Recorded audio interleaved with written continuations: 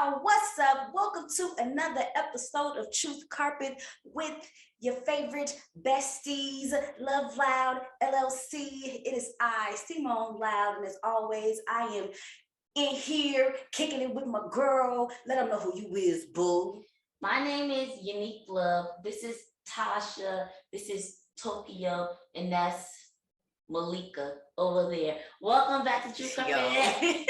If you're listening and not looking, you have no idea what she's talking about. It's plants, y'all. It's plants. Yes. Got the new plants looking cute. I forgot what I said their names are. Malika. Tokyo. I don't know. Whatever. Anywho, welcome. We are so glad to have y'all. Thank you for tuning in. As always, joining us, listen to us, talk to y'all, all up in your ears. You feel me? You want to hear. Exactly. Okay.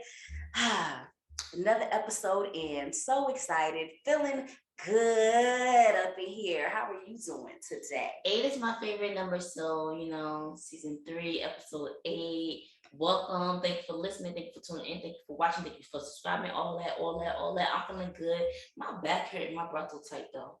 Booty shaking from the left to the right? Yes, I need a massage. I'm trying to decipher if I want to go to the chiropractor or to get a massage. I definitely need to go to the chiropractor. Matter of fact, speaking of my back, I'm getting old. Like,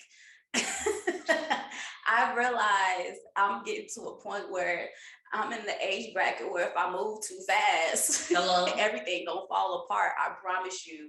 I thought I pulled something in my back this week, and come to find out, all it was a really bad muscle spasm. But when I say it was painful, like I was limping while I was walking. Yo, I was limping at the gym yesterday.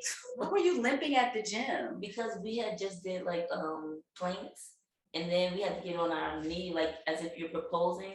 But like to do like bell, dumbbell thingies, and then get back down, then back up. And I guess I'm too old, so I was like limping because it was time to switch to the treadmill. I limped. I was like, I hope I can run. So I was able to run. Then today I had to bend down to go under the sink to get something. I think the Windex to clean my my mirror. And I had to get up, stand up. I couldn't stay down there too long. I was like, what the heck? Y'all, we falling apart. I need some oil on my knees or something. WD-40, baby oil, I don't know. But the nooks and crevices and creases of the body, it's a lot of things happening. The older you get, the more you break down, I guess. Yep. I don't know. But we here, we live, we kicking, you know what I'm saying? Right, still going to the gym. Yeah. But when I say like that pain, I literally didn't know what was wrong. Like I went to urgent care and the doctor came in, she knew exactly what it was. She was like, oh no, that's just a really bad muscle spasm. How embarrassing did you feel? Like I know I'd be embarrassed. I was like, she didn't touch my back or nothing. Like I explained what it was and where it was. She was like, oh yeah, that's just a really bad muscle spasm. I was like, so I ain't pulled nothing. Like the way it felt, I'm like, something wrong. But the medication that I got, it helped it out a lot. It was just really inflamed in that area, the way that she explained it. So it just needed I needed to massage it out. But like touching it was very sensitive. Like it really, really hurt.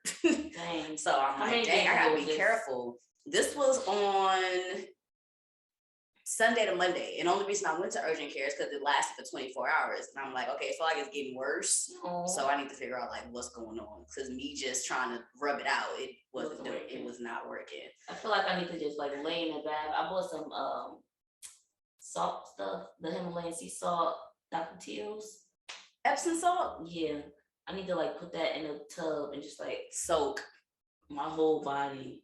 Look, if y'all not already, make sure y'all taking care of your bodies, okay? Yes. Be careful. Make sure you stretch. When I was younger, I was like, that's stupid. I don't need to stretch. No, stretching is important. Yes. We definitely need to be stretching our bodies. I probably wouldn't have pulled nothing if I had stretched before I decided to go for a walk. I really don't know where it came from though. Like I was just like, it's just things happen. Things happen. Your body get older, things move different, and grow different, heal different. That's what I'm saying.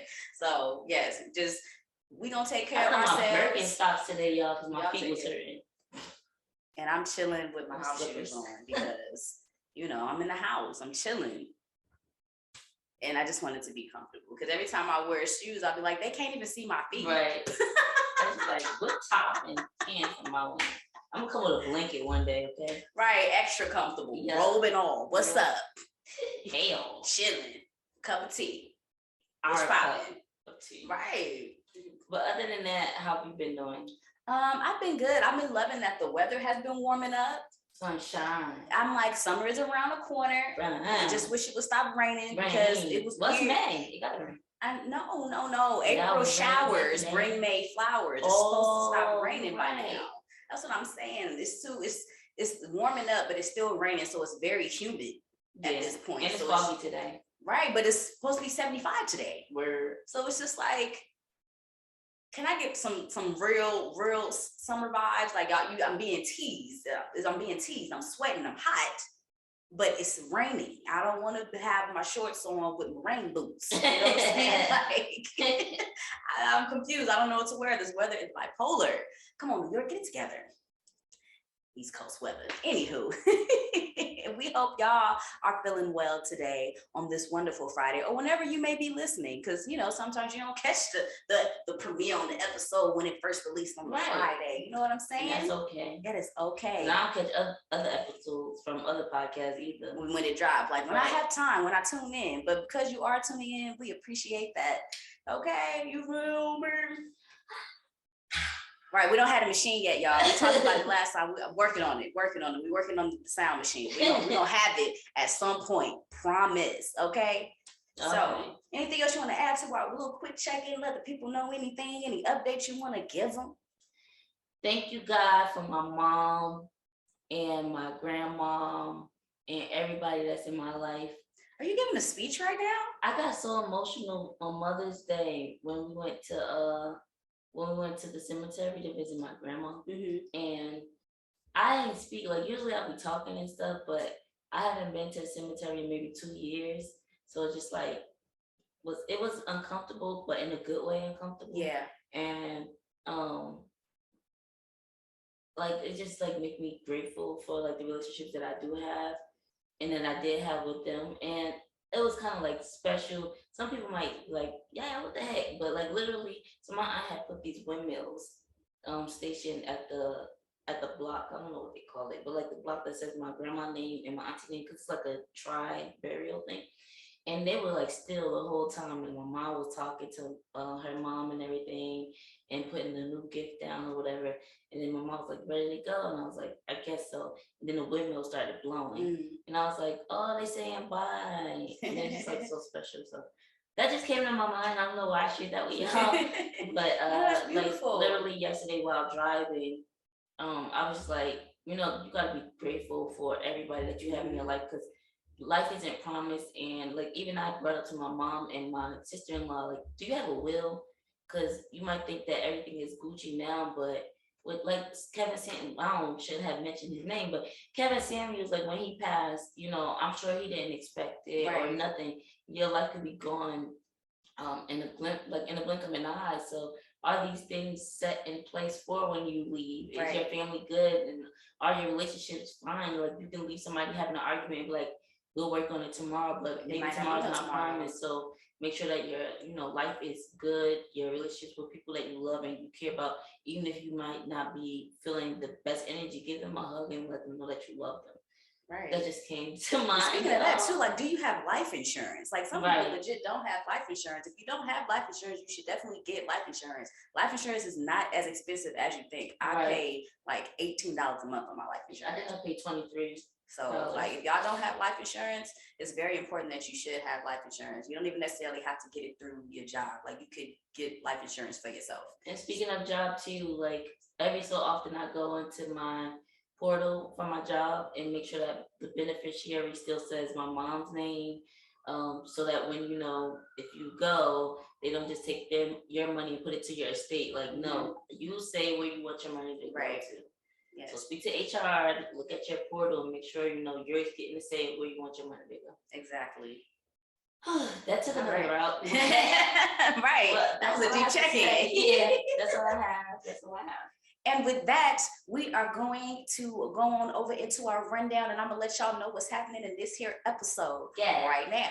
So next up in our icebreaker segment, we are going to be answering a question from this here impact deck. We're going to get into more details on what it is in the icebreaker segment, but we don't know what the question is. We're going to pull out a card, we're going to answer the question, we're going to have a little discussion about it. Okay, then heading on over into Suite 223, we have a guest coming back, Miss Jhoe Virago, CEO, or I should say CPO of Keep It Vertical, coming back to Suite 223 for a second time to give us some fire in our poetry segment. Then heading on over to the Café, our hot topic segment, we got my girl coming through.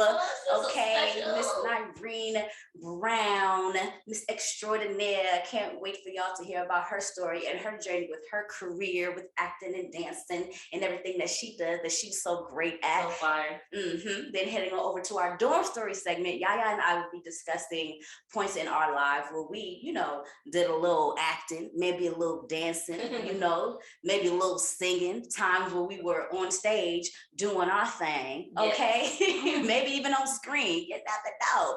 Then, of course, all the way at the end of the episode, if you don't know, now you're about to find out. It's the announcement segment where you can find out everything you need to know that has to do with Love Loud. We might be having a sale. We might be having a giveaway. You got to know our question of the month. You know what I'm saying? We might be giving some prizes away. You never know what's going to be in the announcement segment. So tune in all the way to the end so you don't miss out on anything that you need to know.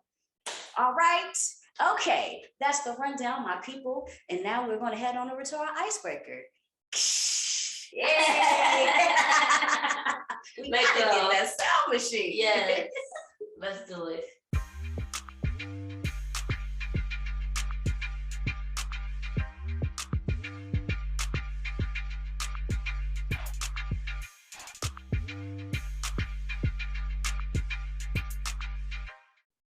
Hey y'all, we're now in our icebreaker segment where we are going to be pulling a card from this here right deck.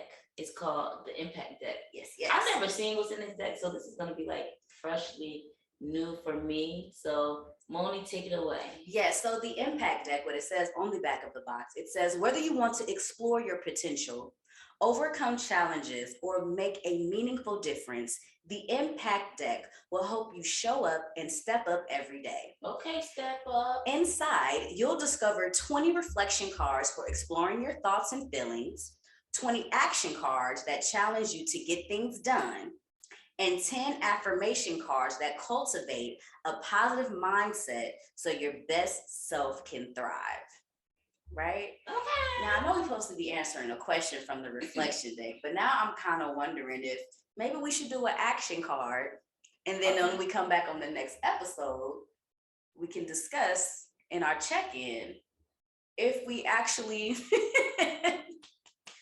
went through and with the action that we pulled. So I'm going to pull 2 cards if you don't mind. Wait, we're going to do so we're going to do one thingy and talk about it, and then we're going to do another thingy to do the action actually later, and then on episode 9 we're going to talk about if we did it and how that was for us for the check-in. Yes, the way you just explained that, but yes. But you get me. I got you. Yes, so we're going to pull a reflection card and talk about it today. Then afterwards, we're also going to pull a, what is it called? Action card, and then discuss it during our check-in in the beginning of episode 9. So y'all got to tune in to episode 9 to find out if we did the action or not. Ooh. All right, so I'm going to open up the deck so I can pull out the reflection cards.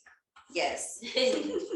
So inside of the deck, the section of the cards come in different colors. So you have the green one are the actions, the orange are the reflections, and then the blue ones are the affirmations. So I'm going to pull out the orange ones so we can reflect on a question. Now, should we do one card or just reflect on one question? One. All right. So we're doing the actions too. All right, here we go. I'm going to shuffle it up a little bit. Shuffle, shuffle, la, la, la. All right. Pull it, girl. Let's see what are we reflecting on? What are we reflecting on? Pull a card out the deck. It's new. Oh, it's brand new. Never been used. Oh, wow. Okay. The question is, what triggers you? This is a two-part. How can you transform your response in this area? What triggers you? Wow. I feel like that's a nervous. It's making me nervous. I'm like, the camera's here. Right. But at the same time, it's like it feels vague because there's different things that trigger me. Dang. What triggers me? One thing I know I can say that triggers me at times is when I feel as if I'm not being heard, like someone's not listening to me, like I'm saying something, but it's not coming across or not clear to them what I'm saying, or they're completely like shutting me out. Like that it just takes me to a place where I just I no longer want to have the conversation.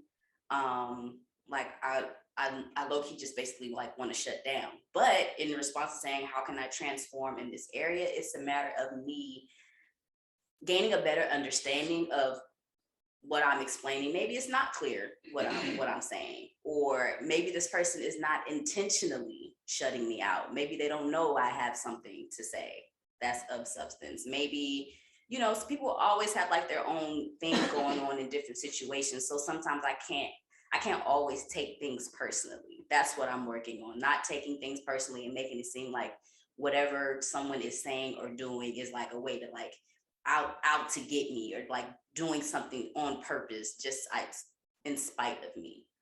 So I've been trying to just find different ways within myself to really back for a second, think before I speak, and also stand up for myself in those situations so that I can still ensure that what I'm saying makes sense, or the point that I want to make is said. And then also getting an understanding from whoever I'm speaking to that they have an understanding of what I said without assuming that they understand, if that makes sense. I almost feel like I was talking in a circle, but.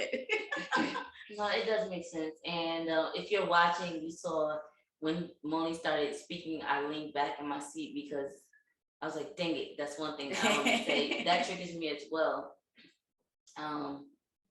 But the way I was going to describe it is saying that when I'm not, when either I'm not acknowledged or I feel like the other person isn't taking accountability. The first thought that I had was when somebody gets something wrong or they accuse me of something and it's no response once they find out what the quote unquote real thing is, or my perspective or whatever, or just nothing. It's like, well, you were wrong, and that impacted me, that you thought I was lying, or that you like we were having this debate about something that I was right about, and then it's just like, oh, like you can't apologize for it, or if you do something that hurt my feelings, and it's just like oh well, why do you're so sensitive, take it, but why are you so hard, kind of thing. And that's what I'm like, it says, what can you do to fix it, basically. That's what I'm trying to learn to do. Is what I don't like about myself is that I still play this, not intentionally, but I'm still stuck in the little girl role. And that's when it comes to certain people in my life, whether it's like a mother figure, brother, or something like that, or if it's still in my head, I respect my elder. So if it's an elder in that situation, I like will shut up or not say anything. But I need to speak up, because then that cycle will keep continuing and happening, which is not fair to me, because inside I'm eating myself up alive. Like, why did you let them say that, or why did they say that, or certain things. And I have to speak up and say, like, let's use you for an example. You do something and we're arguing about the wall is gray, no it's white, no it's gray, and then we look at the paint can and it says that basically Yaya was right, and then you just walk away and say, oh, like, Monie, like that says white, like you can at least apologize. I didn't like how we were going back. But that's like a little petty example, but if it's something like that, like I have to say, well, I know I was right, and it's not like a big issue. I don't want to blow it out of proportion, but like you can at least apologize. Like recognize where I was wrong. At least in a way, you like say that I recognize, right? say something. Yeah. Not just brush it off. Like, Right. okay, whatever. All right. Yeah. But yeah, that's something that I've like grown up with, and that's always been something that's bothersome to me. So it comes from outside of the house to other situations as well. And I also know too, like that same thing that I'm annoyed by, I do it because it was learned from me. Like I had a friend that was like, "Yo, do you ever notice that you don't never apologize and or say sorry for stuff?" And it's like, well, I was taught to not say sorry. And then I also feel like if I don't want to apologize, I'm not going to apologize for it. But does that make it right? No, it doesn't make it right. Real. Yeah. No, really, so like, how you doing? How am I doing stuff to other people that I don't even like? So that's something that I'm also working on. That was deep. I wasn't expecting the question to be so right. And I'm like that was true reflection. Okay, impact tech. Rather than like, what was your favorite pet, or when's the last time you took a No, vacation? when it said reflect, it really reflect because it says exploring your thoughts and feelings. That's what the reflection card is. Okay, Dora. All right, so we also said that we're going to pull an action card, and on the next episode, we are going to discuss if we did or did not actually implement this action. So I'm gonna take a picture so I don't forget. All right, so what action are we going to be doing over the next 2 weeks? Oh, I pulled 2. Well, I guess. What does it say? What does it say? What's the action? Get something off your chest in a loving way. Okay. What do I want to get off my chest though? Well, and to whom? Right. Get something off your chest. We have 2 weeks. Get a picture. Get something off your chest in a loving way. Okay. Get something off your chest in a loving way. So this is the action that we are going to have done by the next episode, and we're going to discuss it in the check-in. Oh, wow. Do I want to do that though? Is it time for that? Get something off your chest in a loving way. Okay. All right, y'all. That is the icebreaker. Thanks for tuning in.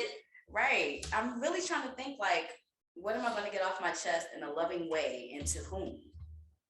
I'm going to have to reflect on that. Yeah, for real. So by the next episode, y'all going to find out. So you're going to have to watch episode 9 to know. Mm-hmm. Wow. Okay. So we have a homework assignment. Pretty much. That's what it is. We have a homework assignment. Thank you, Impact Deck. And now we're heading on over into Suite 223.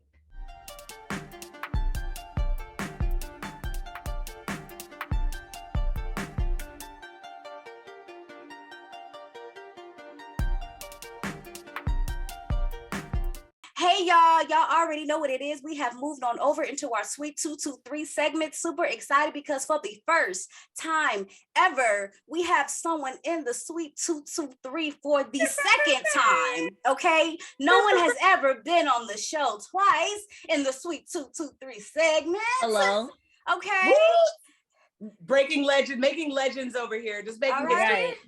Breaking records and making legends. We have Miss Jhoe Virago, and if you don't know, she is the CPO of Keep It Vertical, okay? And she is going to be spitting some fire in today's poetic suite, y'all. We cannot wait to hear what she is going to bless us with. But first, I would like her to introduce herself for those who are unfamiliar. Just give them a little dose of what you do. Sprinkle. A little sprinkle. So if I'm sprinkling it, my name is Jhoe, and I'm the CPO of Keep It Vertical, the Chief Positivity Officer. Keep It Vertical is my positive lifestyle brand, and to keep it vertical simply means to keep your spirit lifted. So we spread positivity through merchandise, coloring book, home accessories such as coffee mugs. And if you're interested, check us out at keepitvertical.org. Damn, look at that. Let's talk about a sprinkle. Come through, CPO. Little water. little spritz. All right. And what piece will you be blessing us with today? So the piece is actually called Closer to My Dreams, and it's about feeling close to your dreams and not, it's about like, the best way I can think of it, because it kind of talks about a mirage. Like, you know, you see the water when you're on a freeway and you think you're there, and then you get closer to it and it just disappears. So It's about manifesting my dreams when I don't feel close enough to them in reality. Let's go. Girl, what were we waiting on? Hit us. Okay. big part now. I might have a little paper here because I don't know it by heart. Girl, I have my phone all the time. Just come through. Right. Come Right. through. You know, think of it as cue cards. We're here for the message, okay? We are here for the message. Exactly. So I am going to get started. Let me get the poetic voice ready. You know how a mirage works? You see the water, can almost taste it, but it's not even real. The closer you get, the less you see. And sometimes that's how my dreams feel. I see the opportunity, I feel the victory, and then it vanishes in thin air. And the reality of my dream that I just seen cannot be found anywhere. So now I've learned to close my eyes, but that's just the start. And with my eyes closed, all of the energy flows to my dream center, the heart. With my eyes closed to visualize my reality, I can bring my emotions to the front and I can feel. I can feel what emotions would be present if my visualized reality was real. And if I feel it and I see it, then I can have it and things can go my way. And with my eyes closed, my water and my dreams will be here with me to stay. And with emotion and intention and visualization, I can then open my eyes and see that the water, the mirage, the image is still here and it is right in front of me. I am closer to my dreams. Yes, so many things hit in that. Like in my dreams. Dun, dun. Yeah, that's all I need in the background. I'm feeling high. Right. You know. Exactly. Had the instrumental going while you yeah. It's a make some water for dramatic effect in the background. Like you think the rain is there and then it's not, but then it's still there because you manifested that. Yes. Ooh, come that on. Is so relatable. But what we want to do first, we want to say like what we think first, or we want to I want to say what we think before we let the messenger. Right. Let's see what we interpreted. Okay. Yeah. Let's see if you right on the sprinkle. I like it because it's relatable. Like a lot of times through life, we have this goal. Like I was just talking to someone saying, I remember this time in college, I wrote this 5-year letter to myself and I literally lost it. And, like going through life, I said, okay, I want to do this. I want to do that, going through life. But then in those moments, feeling like I'm a bum, like literally feeling like a bum. I'm not doing anything. I'm just stuck, like I'm not succeeding. I'm not excelling doing what I want to do in life. And I one day randomly was like, let me clean out my laptop. I got all this stuff. Let me delete some stuff. And I went through and I was like, what the heck is this? Yaya? What the heck, dear Yaya? What is this? Opened it up, read through the letter, and I was like, wow, like reading through different things that was in the letter. And like, oh my God, I did go to grad school.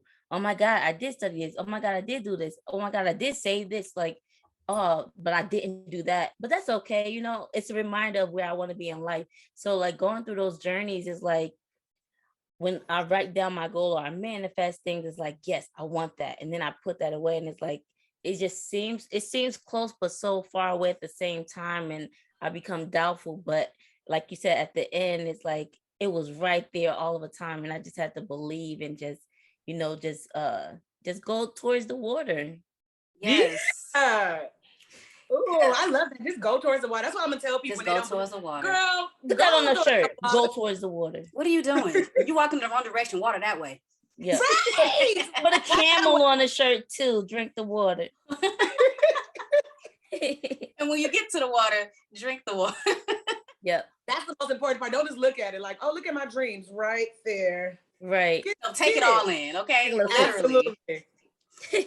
I loved when you said the closer you get, the farther it seems to go away.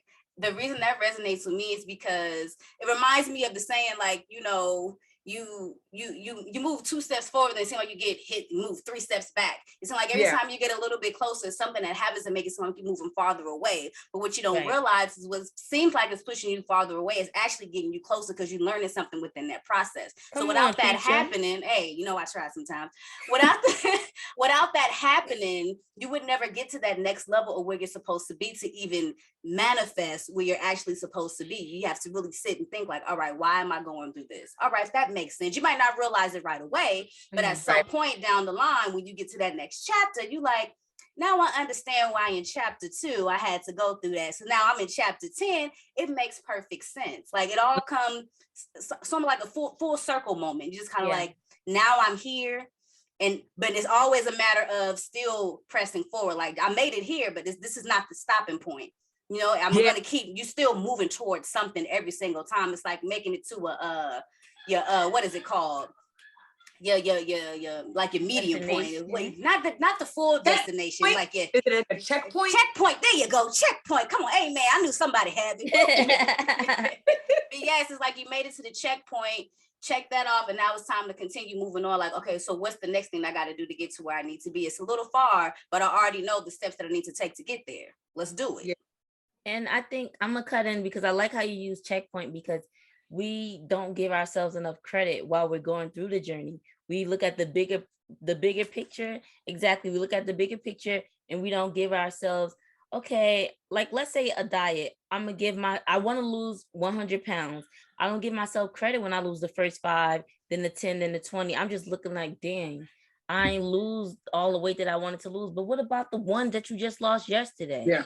Like give yourself credit for every little checkpoint that you get to. Like when NASCAR drivers, I don't know nothing about NASCAR drivers. I know once, when they need gas or like a little water or something like that, the people are pumping them up and getting them amped for the next will, like they drive around a thing. Yeah, thank you. The next lap that they got to do, like they have the crowd cheering them on. And that's what's great about life, is that we have our friends cheering us on and reminding us, or the little letters that we might find in our diary, or Jhoe got some books, you might write a little journal to yourself in one of her books, something like that, to remind you of where you're going in life and give yourself credit.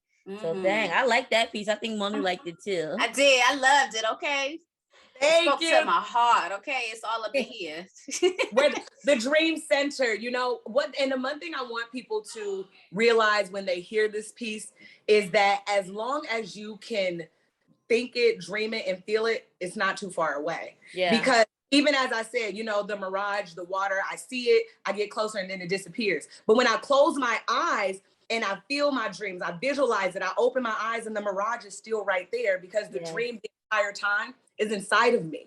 So even if I look around and I don't see the things that I want to happen, I could close my eyes, create that reality. And then from there, from my belief, then it'll begin to manifest and show itself in my life, because I already believe in it. We get so hung up in, oh, well, I don't see it. I don't see it. I don't see it. I don't see it. And God is like, but do you believe that it can happen first? Because if you don't believe it can happen, if you don't have those feelings, if you don't create those feelings of what it'll feel like to have it before you even get it, then that's sometimes why we don't even have it. We don't have that emotional space or availability for the dream that we think that we want, So I really just want people to know and understand that the dream is inside of you. You can close your eyes, create this reality.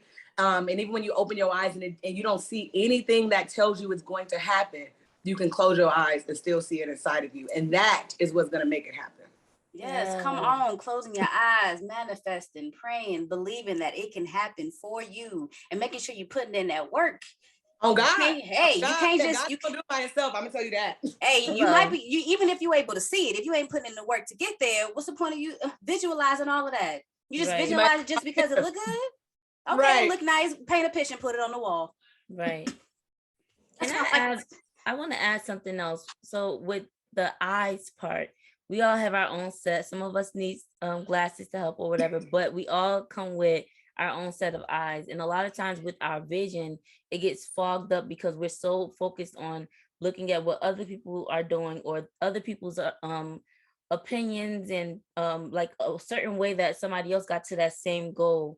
But your dream is your own dream. Your destiny is your own destiny. Everybody's going to get there a different route, and we have to focus on what's behind our own lids and our mind, and the message or the blessing that God has given us. And I can attest for my own journey, I get clouded a lot because I feel like other people are judging me, or I'm not doing it, quote unquote, the right way. But who's to say it's the right way? This is my own journey. So I love how you said, just close your eyes and see what you have inside of you. I don't need to worry about everybody else. I need to focus on what's meant for Yaya. I have my own life, my own dream, my own destiny. And it's going to look different, and that's okay. And that's the beautiful thing about it. That's what makes it unique. Exactly. Yeah. I actually heard somebody earlier today say that just because somebody has a similar gift or what seems like the same gift as you doesn't mean that your gift does not have purpose. Yep. We're all going to use our gift differently. I write, you write, all three of us on here, we write. Right. And everything that we write is going to be different and it's going to resonate with different people. You know what I'm saying? So that just because she do it or he do it don't mean that you can't do it too. Live in your gift, hone that gift, work on that gift and continue giving it to the world. Hey, let me just come on. I want to touch on what the both of you guys said and what you said too, Yaya, how you was like, just close your eyes and just focus on yourself, you know? And I think that that's for me, like when I'm working on a big project or anything, for example, when I was writing my book, I stopped reading books because I knew that subconsciously I would take somebody else's writing style because that's the book that I'm reading right now.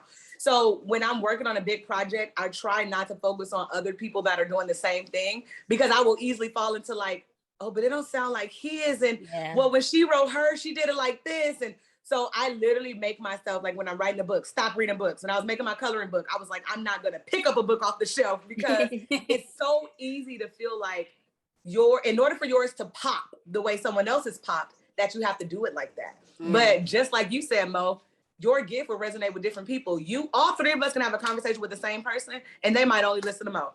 They be like, yeah, I heard Yaya and Jhoe, but they ain't saying right. And we like, you know, but it's just, those are not our people. And everybody, it ain't for everybody. Everything ain't for everybody, including us, you know? Right. We always say, well, that's not for everybody. That's okay. Well, you have to think about that in yourself too. We're not for everybody. So you can't expect everybody to like you, love you, get with your program. And that's okay. So, you know, I'm just like avocado. I'm not for everybody. I hate avocado.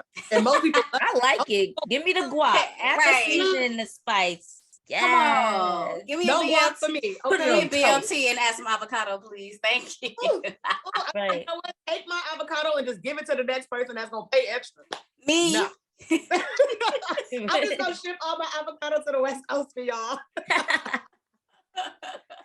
And then, you know, the other amazing thing too is we're all on here and we have different bubbles when we text, right? So the iPhone person didn't say, oh, there's already the BlackBerry, and then the Samsung person didn't say already there's the flip phone. They all had their own style that they wanted to put, and there's team iPhone, there's team Samsung, there's team this and team that, and everybody likes different things for a reason, and it doesn't make one thing greater than the other thing. They're all getting their money out there. There's so many poetry books, there's so many coloring books, there's so many novels, there's so many this and that and blah blah blah, but there's something for everybody. You got to go for what's yours. So see that mirage, see that water, go for it, close your eyes, live your dream. Don't tell your dream to everybody because they may not, you know, believe it or, you know, want to see it for you. Or they might like it so much that they try to shut you down and say, oh, no, you can't do that. And then it pours into you something that's devilish or not really good. So, you know, trust, you know, keep some things to yourself. Don't tell everybody everything. You got to believe just because somebody's praying your name don't mean that they're praying for you. They may be praying against you. Ooh. Offering plate. See, now I'm hot. I got that from Jhoe's poem, y'all. I'm like, am I hot because, you know, it was a little warm today or because the conversation the ring light. I'm just, you know, ring light. I'm just saying. I'm a little. It sounded like it was the conviction for me though. When you said what you said, Yaya, I was like, oh, I think that's why I'm hot. I need my fan. I need my. It's one of them. I'm hot. This is why I'm hot. I'm like, woo! Yes. But it's true. Oh, no, for real. It is. It's very true. Absolutely. I need to go take a sip from my Mirage. I'm thirsty now. Sip. Hot. Sip from my Mirage. That's funny. Yes. But I really love your piece. I love, you know, how you use the imagery. If people that listen to the podcast, I say the same thing because I really be meaning it. Like I love when people tell stories within a story and I have to visualize it. And like I really saw myself walking with like dry land on my side and like picturing myself getting closer. Like if you ever saw the movie Holes, that's what I was envisioning, that part when the two main characters were going through and they're like thinking about the peaches and everything. And they got to the peaches. They finally got there. But yeah, I really love it. Thank you for sharing that, Jhoe. Yes, and thank you. Thank you. I appreciate being back for the second time again to spread encouragement and inspiration through words. You know, it's I don't recite poetry live in person, so this is honestly as close as I get, and I love it. So thank you guys.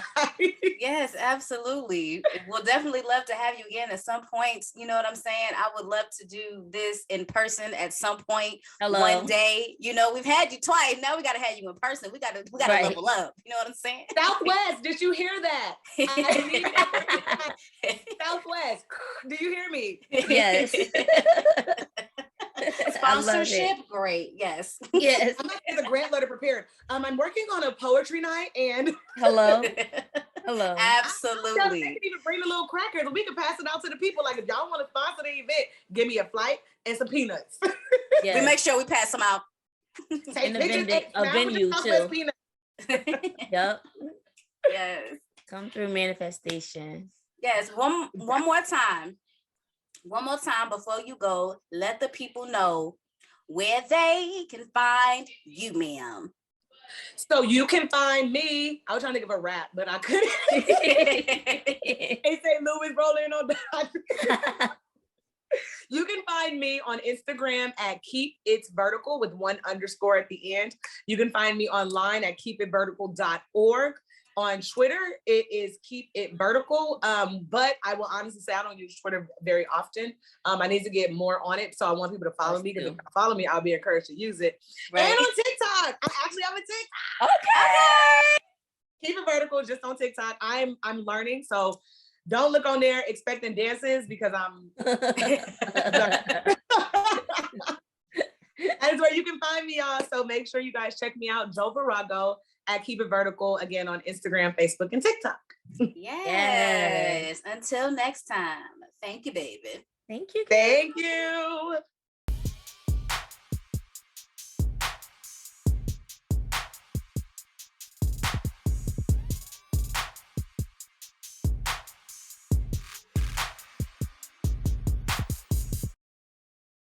Ladies and gentlemen, welcome to the Café segment. I am here to introduce a woman who needs no introduction, but I'm going to introduce her anyway. Yes. She is a singer, an actress, a dancer. She has, you know what? I kind of want to introduce you with all the things that I know that you have done, but I want you to do it. Oh. Because she has done so much and she enthralls so many different things, okay? A triple threat. Can be a quadruple threat? Anywho, this is my girl, my sis, Miss Nirine Brown. Some of y'all may know her if you watch Ruthless on BET. She plays Lynn. She has also danced with my girl at Beychella. She's done some theater on the stage. But I'm not going to keep saying anything because I want her to introduce herself to y'all. My beautiful friend, Miss Nirine Brown. How you doing, girl? Hi, beautiful ladies. Thank you for having me. You know what I'm saying? Had to come on here representing the Love Loud. Yes, with the graffiti logo. Come through. Had to come representing my beautiful Black sisters. Thank you for having me. I am so appreciative and grateful, and I'm so glad you guys are doing your thing. So let me just give the praise back to you two first, okay? For just saying entrepreneurs, poets, okay, merch, okay, y'all got it all. Like, if the people don't know, they need to know, okay? Yes. So I'm just so proud of you ladies. Thank you for having me on this platform. My name is Nirine.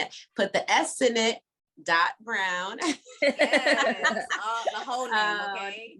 That's the billing. That's how the billing is. Hello. I'm from New York.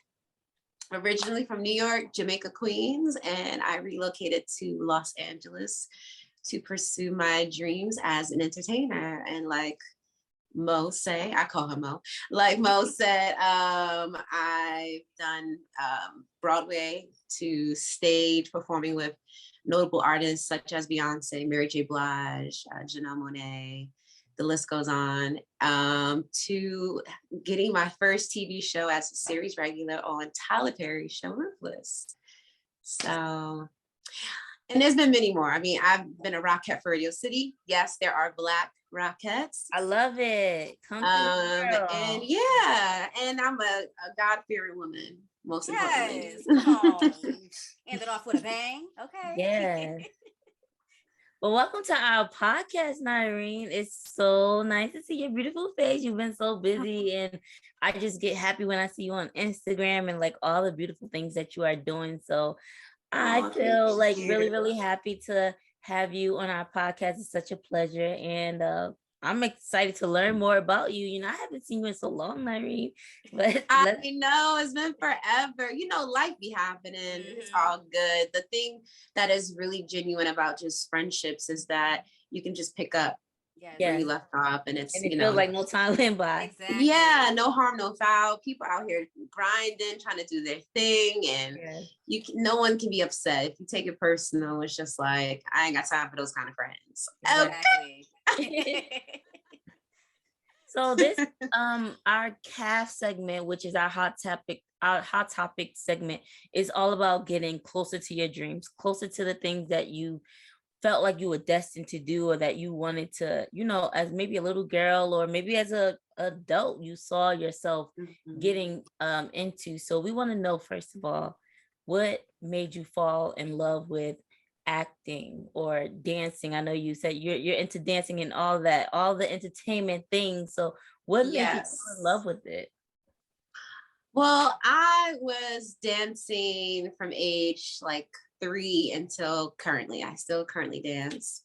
And dancing, many would say, is my first love, but I don't like to put first or second or third on any of those things, because I felt like when I was dancing, because you're storytelling, that I was also acting while I was dancing. You know what I mean?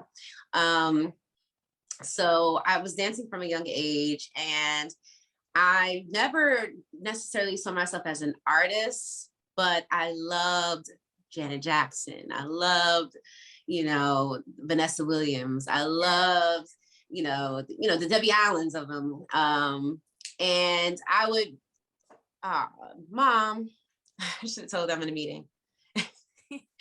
I don't know if that cut off. My mom was calling me. I grew up watching those music videos. Remember, like the VHS? Yes. About to tell my age. And I would record music videos that are happening and learn the choreography from my TV. And I was excited when, you know, Aaliyah did her choreography, or when Janet Jackson or Michael Jackson. Like, I was excited to go home and just learn from my TV. And I picked up choreography really fast.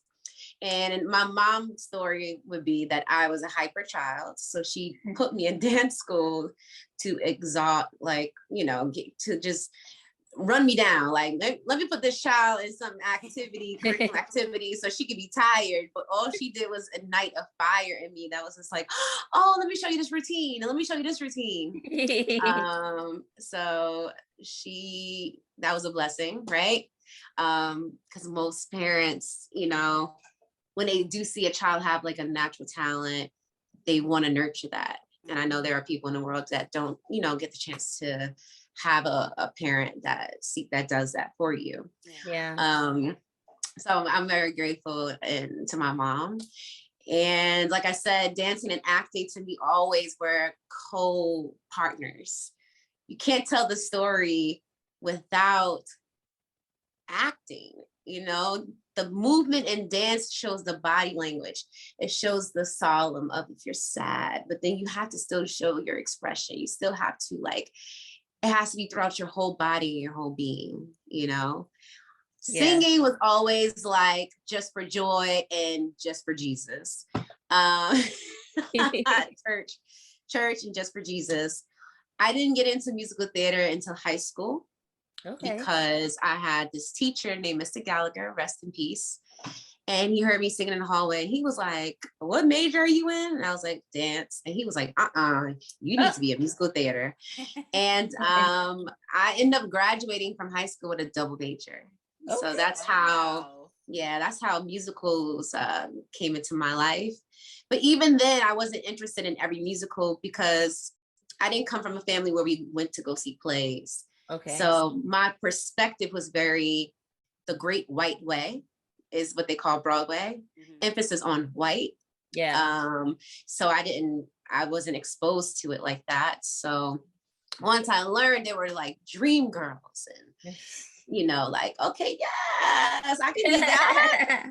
I was like, okay, I love certain shows, and it's okay if I don't love all shows. Yeah. You know, you go with what moves you. And that's what a true artist does. If you're just trying to chase every cheese, then you're just chasing money and fame.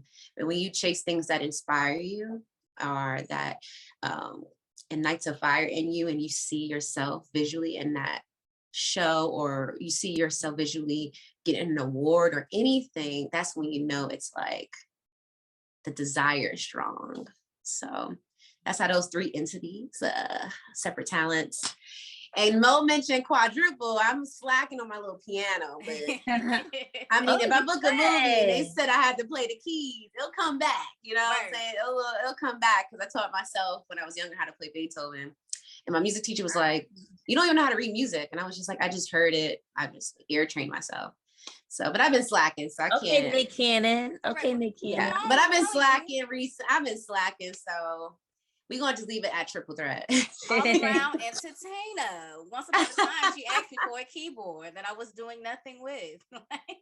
I do have it. I do, and I have one back home in New York, and I have one here just in case a song inspires me. Oh, okay.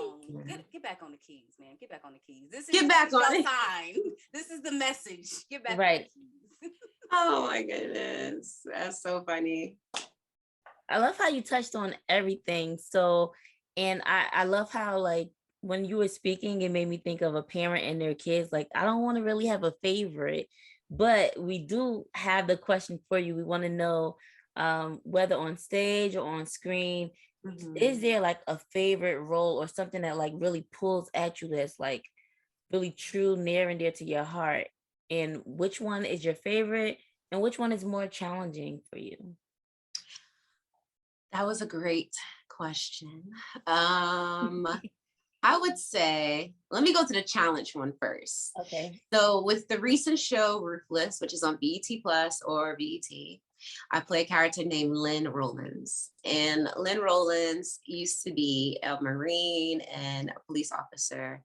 And the story doesn't always disclose what exactly happened or why she's no longer a police officer, but it hints at the fact that she is dealing with an addiction, a drug addiction. So with that substance abuse, I can sit here and say that I've never personally tried any substance. I am a person that don't drink or smoke, and to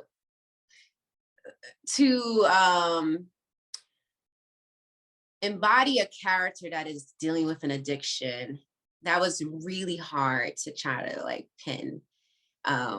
And the feeling of it, you know, I had to do a lot of research on drugs and looking at real people. I searched on YouTube. I asked people questions that, you know, without, you know, I'm not going to snitch on nobody. Right. I asked, you know, the questions of people who have probably experimented and lived their life, but, you know, to that fullest, and say like, what does this feel like? What is this feeling? Or why? You know, the why. And then I had to just figure out, well, what can I parallel that with me?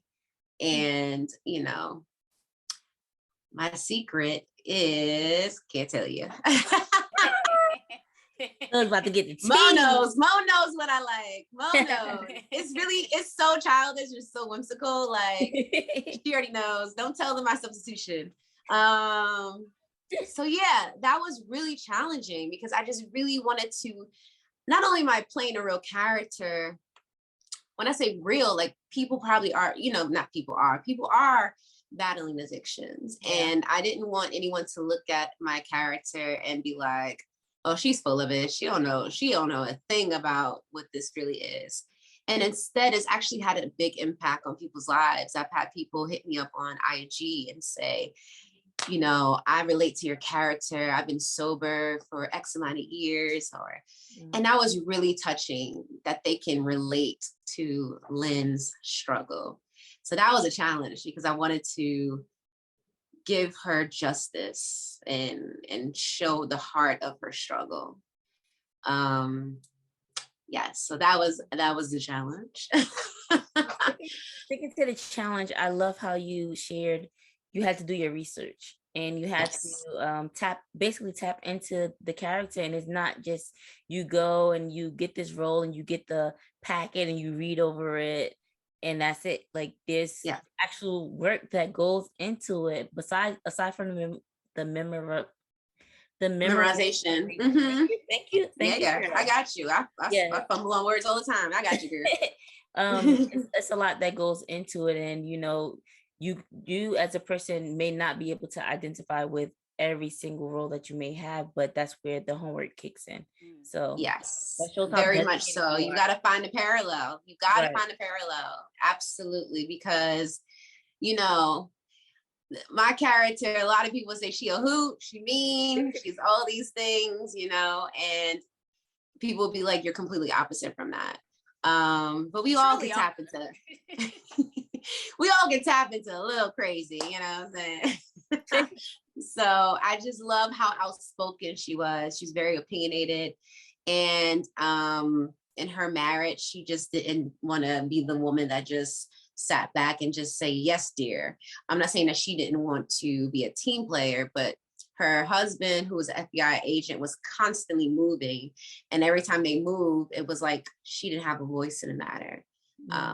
So that was a very frustrating point where she got resentment towards him. And that resentment just started to domino effect, you know, and she relapsed and he didn't even know about her past. And it gets crazy. You guys should definitely watch it. It's addictive. Yes. So yes, that was a challenge. And then my favorite, well, I can't say my favorite role as of yet. Oh, I guess I've done independent films. Okay. And let me see. Independent films, my favorite was the one I did recently. It's not out yet. I just came back from Florida filming. It's going to be called Shepherd. I can talk about it because it was already a short film and now they made it a feature. Ooh. So I was able to be a part of this feature film and with an amazing cast, and it's a faith-based film. Yes, right up your alley, excited. Girl. Yes, I was super excited about that. And this one is my first time playing a mom. I freaked out a little bit because I was like, oh my God, am I mom now? My mom cast. But the director told me like I was a young mom, like I had a baby at 16 kind of mom. And I was like, okay, cool. And yes, it's a faith-based film and it's going to be amazing. Like I said, it's called Shepherd and I play a young mom and it has a lot to do with me and my relationship with pastor and him relating to my son. And that community, the African-American community, has a lack of Black male figures in the household. Yeah. So it touches on that single mom not having a male figure for her son and just being worried about raising a boy to become a man. And how just the faith of that and my interaction with the pastor, I'm excited. That so far is my favorite. Yes, come through. I'm so proud and happy for you. See you booked and busy, going here, going over there, you know, doing your thing, this role, that role. You know, I just knowing you from when we was in LA together to now, I beam with happiness for you. It's thank you. I miss you so much. We like switch places. Right. Right. That's amazing. It's crazy. I didn't know I would stay out here this long, but you know, when you're aligned with your path, it just all works itself out. You know, I know a lot of people come out to LA and sad to say that they don't make it. And that's not me judging. That's just the numbers don't lie. And the numbers say that a lot of actors come out here and they don't. So I'm just super, once again, I give God the glory, because it's not even about me, right? It's all about who we're impacting and inspiring. Yeah. You know, and I know that was definitely one of the main things that got me through like a show on theater, like 12 shows a day as a Radio City Rockette. You're exhausted. Okay. It was You just did 11 a.m., 2 p.m., 5 p.m., 8 p.m., 4 shows in one day. And the show is 2 hours. It's a high cardio show, but obviously full of joy and Christmas. And I just had to keep thinking, like, there's a little Black girl out there who could be watching me, you know? Of course, I love all the children, but we have to be realistic about, like, I am an African-American, proud African-American woman. And representation. I want to inspire others who don't see themselves, you know what I mean? Like in that world or any of those worlds. So that is what literally got me up, sore legs, and was just like, let's do this. Yeah.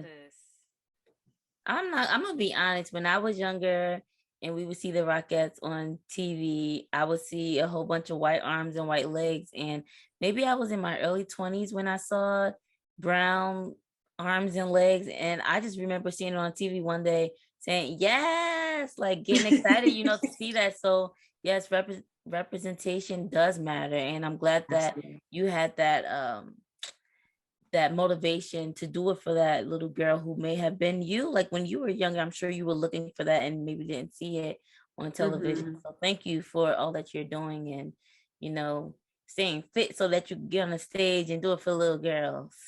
Right. You gotta. I didn't even, you know, truth be told, like even that world of Rockettes, I wasn't even fully aware of it. Because like I said, my family we didn't go to theaters and plays. So I was unaware that, you know, this been around since 1933 and the first Black person wasn't allowed till 1988. And I'm like, wow, you know, this is a whole new world for me. And I embraced it and just was happy to be one of the people that's listed. You know, I remember they had it on Netflix at one point, and they, you know, the Christmas Spectacular, and like at the credits, I saw my name, Rockette Nirine S. Brown. And I was like, it's in the books, y'all. Yeah. It's an amazing thing when you can take a step back and realize within yourself, like what you are doing is bigger than you. That's how you know like you're in a lane of something that you really have a desire and passion for, because it's not, at the end of the day, it's not about the money. Yes, you need money to survive and to live, but what's truly making you happy and what's allowing you to give back to others in a way that makes you feel good, you know? So absolutely. Big absolutely. Yes, give it back through artistry. So it seems like one of the benefits that you get is basically being a role model for other people who may be watching, other people, little girls, Black girls who may look like you. But aside from like the mentorship is what I'm labeling it for myself. What are some rewards that you reap as an actress, as a dancer, as a singer, like all the things that you do? What are some rewards that you gain from that? Rewards? I don't know, actually. Another good question. I mean, you get to collab with other creative artists. I think that's a reward itself, because we're here. Our God is a creator, and we get to create with other beings that are like him. So I would say that's a reward, because something beautiful can come from it. But I mean, I'm not there yet. I haven't had like perks or anything. Okay. No one has sent me like anything crazy, you know. I am not Riri.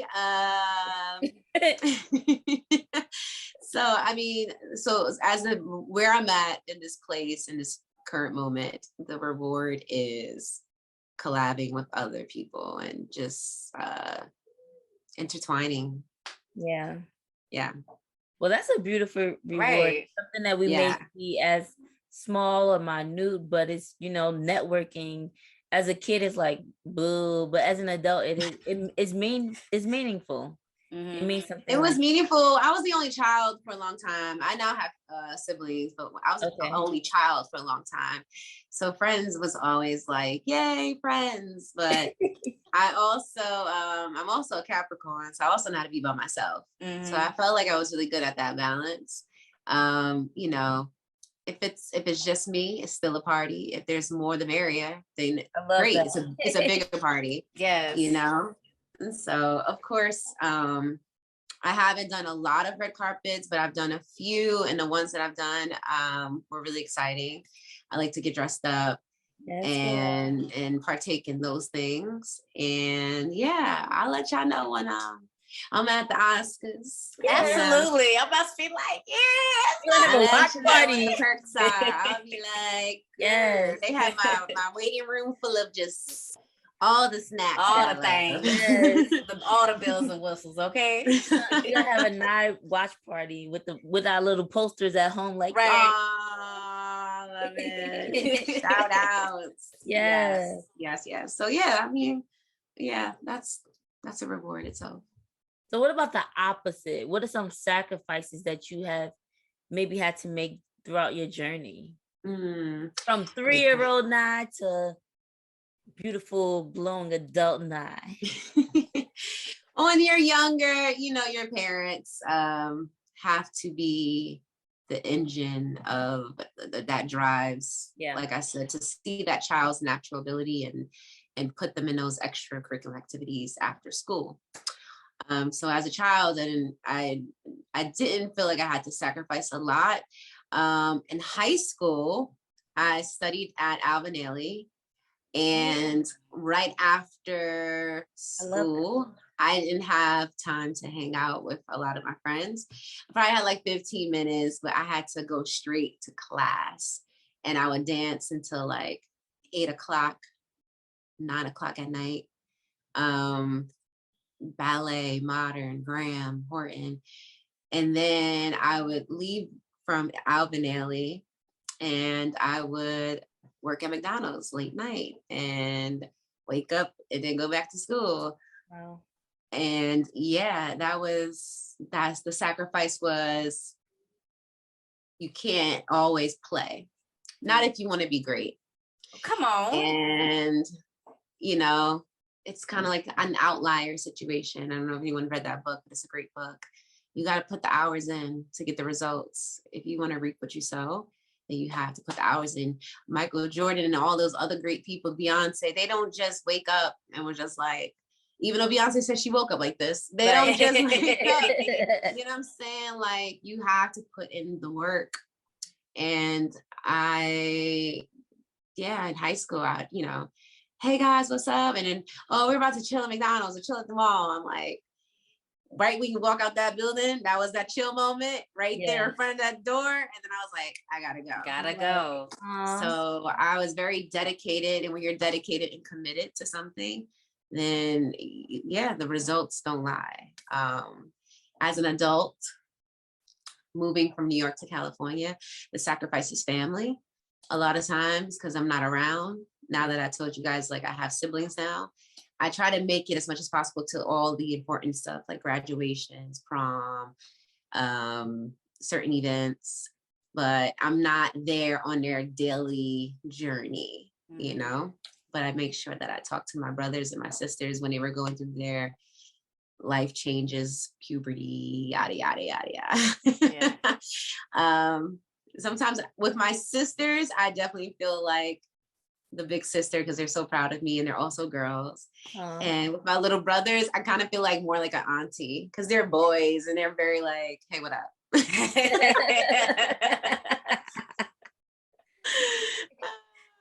So, the sacrifice of time is also taken away when you travel cross country to pursue your dreams. But as long as if like I said, if they see the results happening, then they know that the sacrifice wasn't in vain. Yeah. I think it's great to have that support though too, because it's oftentimes when people go off and do their own thing, move away, and there's resentment in that, you know, as far as like, or jealousy, as far as seeing someone go off and do something that they promised themselves that they would do when they're actually, you know, living that out. Some people can't respect that. Right. Some people are intimidated by that. So the fact that you still have that love and support while you're away is amazing. Yeah. Yes. You know, it definitely happens. I mean, it's happened. Those things you've mentioned has happened amongst friends. You know, so you just cut them loose, girl. Just cut them loose. You know, real easy. Yeah, you know, there's going to be phases a lot of times. You outgrow people, you outwork people. And you know, with love, you just say like, I'm moving forward. Yeah. That's it. Well, you're touching on what we would gonna bring up next, which is the impact of your relationships with family and friends. But just I want to twist it a little bit if it's okay. So the next question is about your schedule and how it impacted your relationship with your family and friends. But what about your life? Like, you know, just you talked about your friends coming out of school and they want to hang out, and you have an agenda that you have to tackle in order to get to that next phase in your life that you want to get to. So even now, you don't really, I mean, like you can control it, but you know, if Tyler Perry calls with this and this person calls with that and Beyonce calls, you have to, you know, set your schedule accordingly. You might miss your mom's birthday, or you might not be able to go to Aruba for that vacation that you want to go to. So how does your schedule impact your life? Absolutely. You already know. It's hard. You can't ask me too far in advance to go somewhere or do a trip, because I just don't know. I don't know, and I don't say it in the fear-based tactics. I'm saying it in a way of just like, because I know that I'm willing to leave at the drop of a hat. And that's only because at the level I'm at, whereas I have no responsibilities like kids or a husband, it's easy for me to just drop and go. So luckily, there are certain projects, not all, where you do have the benefit to black out certain dates. And then there are some projects where they're not moving their schedule for you. These are the dates. Is she available? Yay or nay? And, you know, if it's yes, then great. If it's no, they go on to the next person. Luckily, that has not happened to me. But I've also experienced where I'm a part of a project and they're like, what's your schedule? We want you. And that felt very special. I'm sure that's every artist's dreams, to feel special, where someone's just like, we want you and we're willing to make it work because we need you on this project. And, you know, they'll move mountains for you. And that's when you know, like, that it has your name on it. You know what I'm saying? That feels really, really good. So yeah, don't ask me nothing in advance. I can't I actually, like, and I'm not saying like I have a commitment issue. I don't even like to commit to like what I'm eating tomorrow. I don't meal prep. Like, I don't do none of those things. I wake up, I might be a vegan one day, a carnivore the next day, and then a flexitarian. I'm a flexitarian. Like, don't ask me nothing. Okay, hey, we want to do Six Flags on Saturday. I'll let you know by Friday. Okay. Because no, Saturday would be the morning you go. Like, I'll let you know by Friday. Like, I can't, you know what I mean? I recently didn't go to a trip with one of my friends for her birthday because I had 3 projects auditions back to back, 3 well-known, you know what I mean? It was Insecure, This Is Us, and it was another third one. And I was just like, oh, these are major TV shows, right? And then I went to sleep and then I had a dream that I was running for the plane and I missed the plane. And I was crying because I was stuck at the vacation spot with my homegirl celebrating her birthday. And I woke up like, girl, I don't know if I can go. I had a dream that I missed the flight. Maybe I'm gonna get that phone call. Conclusion of that story is I did not get any of those auditions call back or book the job, but blessing to the person that did get the audition. I mean, who got the job. But I just didn't want to take that chance of missing, you know, while I still have the freedoms to drop things, why not? Because there's going to be a time where I'm going to have to like balance the two when that next stage in life happens. Right. Yeah. Wow. I'm just like taken aback, you know, because you putting yourself first, and I'm glad that you're able to see that and still say that with a smile on your face and not feel, like you said earlier, you move without fear. So to be able to do that, it's like, it's not easy. So, you know, just kudos to you for having your vision and seeing, you know, where you want to be in life, and stepping forward for that. Thank you. Yeah, it's hard for people to put themselves first, and it could sound selfish, but it's not selfish. It's actually healthy if you do it a healthy way. And putting yourself first is so layered. Putting yourself first is protecting your peace, setting boundaries, keeping your standards, keeping your eye on the goal and your vision. Really honing in on your purpose. There's so many self-love, so that you're not looking for external validation from other people or from another human being. Relationally, there's a lot in putting yourself first, and not always just one avenue, like, oh, you selfish. Right. So when it comes to the validation and other people's perspectives, when we see reality TV shows, the people who are contestants or going out for these roles, you're putting yourself in front of somebody who's going to tell you yes or no, who's going to say left or right. And with this world that you live in, there's a lot of rejection. So with that, how do you stay so motivated to continue to go forward when you have basically somebody else saying, you know, whether you go or whether you don't go? For me personally, I go into every room and every audition and every situation knowing that I did my best. And when I know I did my best, I surrender it and let it go. If you do anything, self-tape, audition, or go into a room dancing, and you doubt yourself, that doubt starts to resonate within you. And then it shows.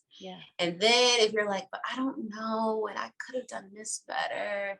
If you go with that uncertainty, then you're going to take the rejection to heart, and then because that doubt starts to spiral. Am I good enough? I don't know, etc. So when I go into every room, I legit say it has to be the best. And if I don't like it, I'm not sending it. And not like I won't complete my audition. I'll just tape another day with another person. And that doesn't mean I blamed on a reader, but whoever's available. Readers are so hard to find. So like, say if I tape an audition tonight and I watch my performance and I'm not satisfied with it, and I know it's due tomorrow morning, I will do whatever I need to do to wake up at 6 a.m. and first text someone to be like, please tell me you can be here in the morning. I got a last minute audition. I wasn't really happy with what I did, but I cannot submit it unhappy. So I go in feeling like I did my all, I did my best, and then I let it go. And that would be my advice to everyone who is an artist. Because then, you know, you can walk away knowing like, it's okay. You know, when I auditioned for Juilliard, I twirled my behind off and I landed it. I stick the landing, like, boom. And when they said, thank you, which means like, no, thank you, in our industry, I walked away smiling, like, okay. Yes. You know what I mean? Yes. Like I did that. Like, it was okay. And the reason why it probably was okay was because right out of high school, I didn't go straight to college. I became the Radio City Rockette. like just life is weird like that. So that happens where like it could be a blessing that you didn't get it and it's something else waiting for you. So just know that you did your best, and then just say, no matter what is said, this does not determine where I stand in my artistry. Yeah, absolutely. Yes. Come on, you better be. Hello. Little word. Is that a preacher on the other side? Like, she's a preacher too, y'all. She's a preacher too. Not a motivational speaker. Come on, all right, I'll take it. I receive. So it's like the message that you're giving is, stand true in who you are, know your worth, and just all you can do is your best, and just be proud of what you have to give. And I love how you said that there's a blessing in everything. You might get that no, but there's something there's something behind you, or another door that you have the key to, that somebody's going to say that, like basically absolutely. A door is closed, but God has another better opportunity for you. One door closed, another door opens, they say. Yes. And, it's important to hone in on your craft and continue to nurture it. Never feel like I made it, or because you'll plateau, like stay in class and stay in all these things that keeps the muscle working, so that when the opportunity comes, you're ready for it. Mm-hmm. And I think that is the testimony of why my first TV show was a series regular. Like, that is not a normal situation. Most actors do like this gradual resume building. Co-star, guest star, co-star, guest star. And you'll see them like, quickly on like a Law and Order, or like a quick, maybe there was a dead victim, what I mean? Some people do extra work. There's this buildup. And I didn't get the chance to have that buildup in film and TV to, you'll see me for 5 seconds real quick on this show, and then you'll see me do 2 lines on this show, and I'm gonna be a bartender real quick on this show. I didn't have that experience. So, oops. Can you see me? Yes. Okay, it just said my phone. It's a pretty picture though. It was saying that my battery, so sorry. But basically that didn't happen for me. So what I did was I ended up doing independent films, which works the muscle, right? But how amazing is it that I kept going with my craft, so that when the opportunity did present itself, I was ready to just skyrocket. Mm-hmm. And that's how it happens, legit. Like, I would have never thought all that training at Alvin Ailey, which is technical training and company work, where it's very technical ballet, would then have me shaking my rum with Beyonce. Like, it's just like, what just happened? Speaking of Alvin Ailey, because I've been to some shows, and it's really, like you said earlier, with the storytelling and everything, is just so beautiful. But then also Beyonce, like the names, the accolades, all that stuff. Like, I will be shaking in my boots if I like and breathe in the same air as them. So, like, how do you prepare yourself for these big roles, or to be around these people who have, quote unquote, how we would call it, names? How do you prepare for that? Well, once again, it's all about confidence and remembering that they saw something in you. Mm-hmm. Tell them they picked you. So you showed up. All you got to do is show up. Show up and they'll pick you. And I mean, it was an honor, it was an honor to be picked by Mary J. and Beyonce and Janelle Monáe and Tyler Perry. And, I pray for longevity, that, I might as well put it out there, that Ava finds me, and Steven Spielberg. Come on. Yes. Abram find me, and Ryan Murphy, and all, Chandra Rhimes. Hey, come on, let's down the list. It was in no particular order. Let's be very clear. They see something in you, and they see the light in you. Yeah. So you got to just own it. You can't let them pick you, and then you go, oh my God, why am I here? Why did they pick me? Don't do that to yourself. Never dull your life. I remember being in the Beychella rehearsals, and I was very like, oh my God, hi guys, hi everybody, being nice, being me or whatever. And I had a great day, great rehearsal. But I remember coming home, and this is when I had roommates at the time, more than one. And I said, you guys, I think I have to go into rehearsal kind of like a bad bitch. I don't know if I could curse, sorry. And they were like, what do you mean? I was just like, I think I'm being too nice. And not that they like mean people. I'm not saying that's what the camp like. I'm saying that you have to match their essence. And I remember being like, I need to go in there like I'm a bad bitch. Like my shit don't stink. You know what I mean? And I went in that rehearsal the next day, like, I'm here, okay? Yeah. And homegirl was in the front for Who Run the World Girls. I was like, boom. I mean, we didn't do placements prior to, so I just ended up getting a placement there. And even with Mr. Perry, he does one takes. He's notoriously known for quick productions. Wow. And I was just like, one take? I gotta scream, cry, yell, be drugged up and what? And I remember he said like he loves theater actors, so he knows he could trust them. And I was just like, that means he trusts me. I'm here, I was chosen, he trusts me. Yeah. You just gotta trust yourself. Yeah. Yes. What's meant for you will always be meant for you.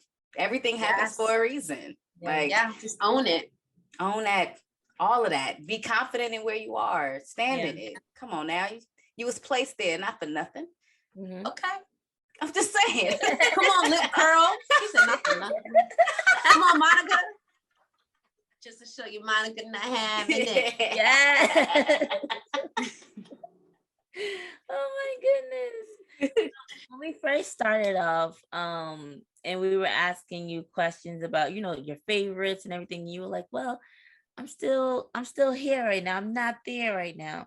What will be your mama, I made it type of moment, like your stamp, like this is Yaya, you got some good questions here. I mean, it's Yaya and Monie. I'm just speaking for us right now. Okay, yeah, y'all both got some great questions. What would be a mama I made it?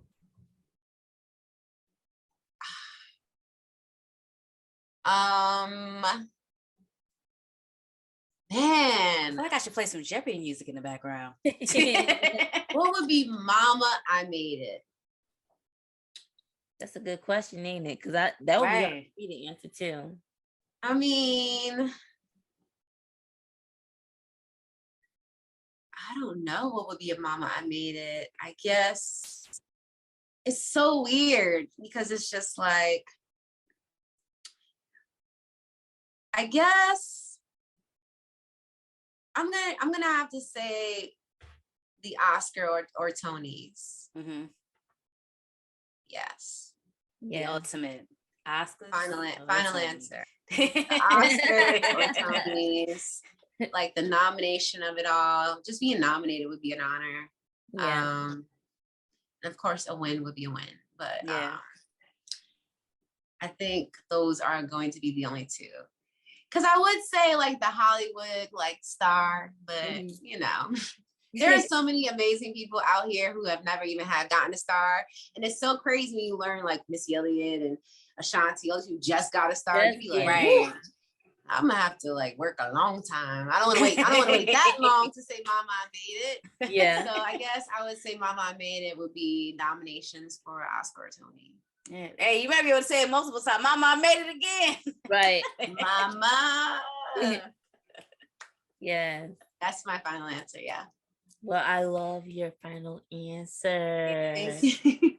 Yes. Well, we are very proud of you. It is great, when did I meet you? 2015 or 16? Like between that New Year period. So to see, how driven you were before and talking about everything that you do and just to, like you said, your name on, in the credits, and it's just amazing. It's just amazing to see people talk about what they want to do or where they see themselves, and just see you climbing that ladder to success, and just like doing it with a smile, doing it gracefully, standing in your truth, knowing, giving yourself credit and accolades, and having a good support system too. And I'm glad that you spoke about your mom earlier and your siblings as well as your support system, because I was thinking before we hopped on, a lot of kids have this in them, but they don't have the support system, or they don't have the people in their lives to put them in the proper placing. And your mom saw that extra energy in you and put you into classes to let it out. But little did she know, she just gave you the extra gas so that you can grow into this bigger star. So we are going to have that watch party when you do go to the Oscars, have our champagne, sipping you on TV. And it's just amazing. So I'm proud of you. At this stage, I'm going to be more proud of you as you grow. Right. You are absolutely. Like, thank you for being here with us. Like, so thank you for having me. Taking time out of your booked and busy schedule. Okay. And so many of our guests are like, oh my God, I'm nervous. And now I feel like this is my show and I'm nervous. Like, I'm sitting here with a superstar right now. Oh, stop it. Y'all know we chill. We chill. You could just be like, I can call her right now. I know her. Right. Yeah, I can, but it's like, this is on YouTube. Watch her pick up the phone. Watch her pick up the phone. Watch how casually we like, hey girl. Yes. Absolutely. Vision boards are helpful for those who are artists. Yes, come on now. Come on, tips. Yeah, vision boards are really helpful to get the vision out. I would say classes. Find those classes. Find those places that offer, whatever, sing, act, dance, and inner desire. Yes. Fire, and you gotta have that fire for the desire. Okay. Yes, Tina Marie. Yes, you gotta have that fire in you. So I love that is my tips. And yeah. All right, Miss Nirine S. Brown, as she said. Yes. Before you go, you have to let the people know where they can find you. Come on now. You can find me by the catering booth on set. Find me at Crafty, always. Oh my God. Nah, like, all right, social media wise, it's just my name, NIRINE_Brown. That's my IG. That is also my Twitter. It's just my name, Nirine Brown. Also my Facebook. I do not Snapchat. I do have a TikTok. It's just Nirine_Brown. I need to be better at the social media thing, I really do. I need to be better at the whole, I like to share, but then I also don't like to share too much. Yeah, I feel that.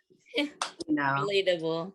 But yeah, we're definitely gonna. But I'm gonna get better because that's a whole another world itself. Right. So don't be discouraged if I post from like, what month is this? May, and then I don't post until like July.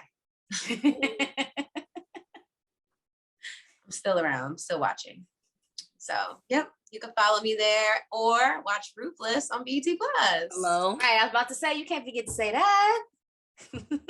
And everything else that's coming up. Right. So we're definitely going to make sure that we put Nirine's information down in the bio below, so that if you're driving, if you're in the shower, in the bathtub, you don't got your pen or your phone in your hand, you can click on it later to make sure that you follow Nirine and keep up with her and everything that's going on. So yes. Again, thank you.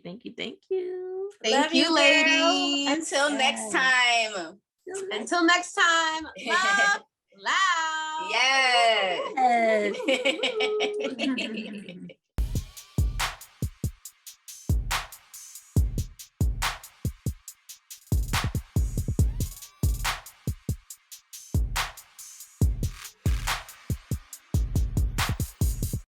Here we go, yo. Here we go, yo. So what's the scenario? In today's dorm story segment, we are going to be answering a couple of questions. Have you ever acted in a movie or play? What roles have you played? And what was your experience like? This is what we are discussing today. Yay. Sharing our experiences with acting or being on stage. Ma'am, I want to know from you. Me first? Yes, your experience with this acting thing. Okay, so I'll start with what you don't know about me first, and then I'll end what we both know. Okay, you look so confused. I am. I'm like, what you talking about? So this one time, I was an extra in a Broadway show. I was the grass in The Lion King, y'all. I was like, ooh, I was swaying across that stage. I'm not about to play with you right now. I was the extra in Lion King. Then I was the tree. And I was the bird. It's like, nah. First of all, no, she wasn't. That would have been dope, though. Y'all know, if y'all been to Broadway, y'all know what I'm talking about. You gotta be on it to be like grass. Broadway, like Broadway, the street. Like you was, she was dancing outside.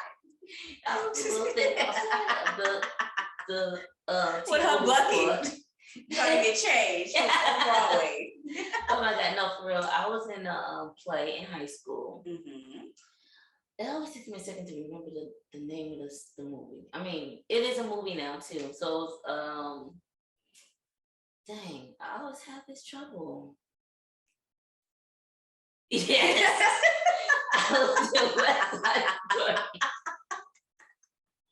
I just mouthed it to her, y'all. I was like, line. Right, I need to put it on the wall next time. I was in West Side Story, and if you've seen the play or you saw the movie West Side Story, I was in a junior in high school. I didn't think I was going to get chosen for it, but I went out to the audition and I made it. But if you've seen West Side Story, the majority of the cast are guys, and maybe it's like 5 or 3 girls in the play. If you know me, and if you could probably hear my raspy voice, you can assume that I can't sing. So of course I couldn't be Maria, and I couldn't be, any of the other ladies because they sing. But whereas the guys, you just like use your voice or whatever. So if you can pick up what I'm throwing out there, I was a guy in West Side Story. And I was always this voluptuous in high school. So it was like, how am I a boy in this play? Like I got the lady lumps in high school.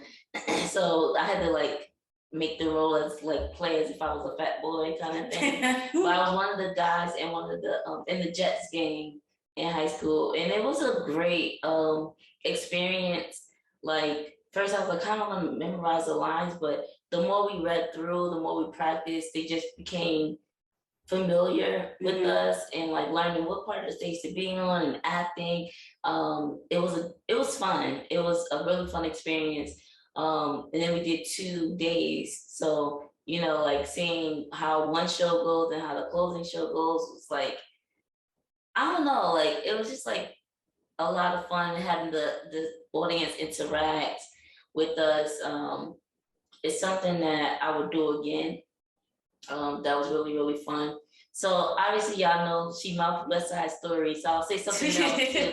When I was younger, I had the opportunity to perform at NJ-PAC. This was 3rd grade. What's that? Okay, NJ-PAC is New Jersey Performance Arts Center. It's a venue in Newark, New Jersey, where they have different acting actors come and perform. Not Alicia Keys, but like Alicia Keys was at Prudential, but like singers come perform different shows. Like if Wild and Out came, they would probably go to Performing Arts Center or they'll go to Prudential. But like different gigs happen there. And when I was in 3rd grade, I was in a swing dance group, and I did swinging on the stage when I was younger. And at first it's like, oh my God, like that's a big stage to be on as a kid.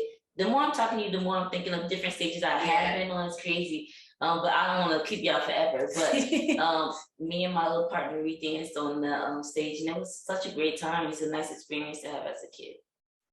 Dope. Okay. Now, what about the other one you said that I do know about? So this will draw it back to Monie, because like I said, there's more. We can talk about that at another time. But when we were in college, oh yes, I was asked to do so many different projects for Simone, because if you know her, she was a mass media art major. I was always her go-to girl for her eyelash commercials, voluptuous mascara. Look it up on YouTube. Oh my God, I did do an eyelash commercial. Yeah. And then I was in her award-winning video that she did with I Was a Star. It was no like memorizing words or anything, but I was a star in that. And to be behind the film for all of your things, especially that one, was fun. Like it was a really fun experience to get dressed up and you to direct me and tell me different things that you want me to do. But the one where that you got the award for was kind of nerve-wracking, because I'm like, at least like in a smaller dimension, I know that the school is going to see this, not just Simone's class and her professor, but the whole Clark Atlanta, Spelman, Morehouse, the AUC is going to see this. They're going to see me fake crying. They're going to see me flirting with a boy. They're going to see me kissing on a boy. Like that was like nerve-wracking. But then also, you know, like stuff happens behind scenes while you're recording. So I remember the kissing scene. That was my boyfriend at that time. So it was like, that's, you know, like boyfriend, girlfriend is easy to do. But I remember Tiana walking by like, dang, just hurry up and kiss me. You know, like, it's hard because one, y'all keep walking by, and two, it's like on camera. So like, it's just like, you know, like what you think is natural in real life to do. It's not easy to, like, I give kudos to all the actors and everything. It's not easy to do that, like, in front of people. Like, I remember with someone recently, we were talking about the P-Valley, and we're like watching it at first, but then we started like introspecting, like, yo, like they really make it in front of like tons of people, like not the other actors, the director, everybody, the whole crew. It's like mad people that's watching you while you do this. Like it takes a lot. So all of y'all, but it's a really, really fun experience. Yo, how did it feel to be behind that before you talk about your what, directing? It was actually really fun for me. And coming up with the concept and everything, it was so quick because for that film competition, I only had a week. Oh wait, then it left out of the AUC and went down to other people saw that. And now it's on YouTube, so look at that up. Right, it's called Love Sick. Yeah. So, and I made the short film based off a poem that I had wrote. So there's literally no dialogue. It's all with music. I directed it, edited it myself. But it was fun. I don't know why. Probably because my best friend, my roommate, she was right there. Like, look, I need you to do this. Stop playing around. At some point, it was kind of hard because she don't know how to be serious. Sometimes she be playing around. Like, girl, I need you to be serious right now. She was like, let me put the vibes in me. I was like, I can't cry. But it was a lot of fun. I think when I did win, I did not expect to win. I just wanted to do it because it was fun. So when I got called on stage for winning, it was a surprise. It really was a surprise. I won like best film overall in AEC. Like that was like a shock to me. Like I did not expect that at all. So that was the first film award I had ever won. So it was such a we did. It was such a shock. Like, but it was really, really dope. But I had a lot of fun creating it, the concept, and it was a nice challenge because I only had a week to do it. And I don't even edited and everything too. Yeah, edited, submitted, all of that. It had to be, and it's less than 5 minutes. So, but it was a lot of fun. Okay, my turn. So I'm gonna say the very first time I've ever like been on stage. I think it was first grade. I played a bunny at the end of the play. I can't remember the name of the play right now. She don't know what it is. She acting like she mouthed something. She don't know. But it was a play that I went to a Christian school at the time, through elementary school, and we kind of did the same play every year. It was FAO Schwartz something. I don't know, but I was one of the toys in the toy store. And I was at the very, very end of the play, I was the bunny, and my line was, our joy just keeps going and going and going. So I had my little my mom made I had a like pink pajama set, and my mom made me some bunny ears out of wire hangers and wrapped it in like pink construction paper and put it on like a headband. Yeah. So she made my ears. My ears were the tallest bunny in the group. My ears were very tall. And I had it was like a tin can that you use as my little drum, and I literally had to go from the stage all the way to the end of the auditorium. And you just kept saying going and going. That was my first time I ever acted in anything. Joy just keep in my little drum. I was like a little Energizer bunny. Yeah. That was my first first little role. If I can find the pictures, I'm gonna post it on our Instagram. Yep, of me and my little bunny outfit drumming in my first little role.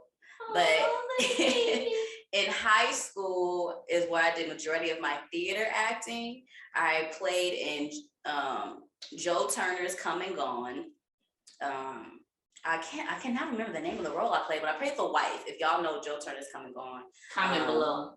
I played the wife in that play. And then my theater teacher at the time, she did a play version of Their Eyes Are Watching God. Like she basically took the book and pieced together and put it into a play. Come on, girl.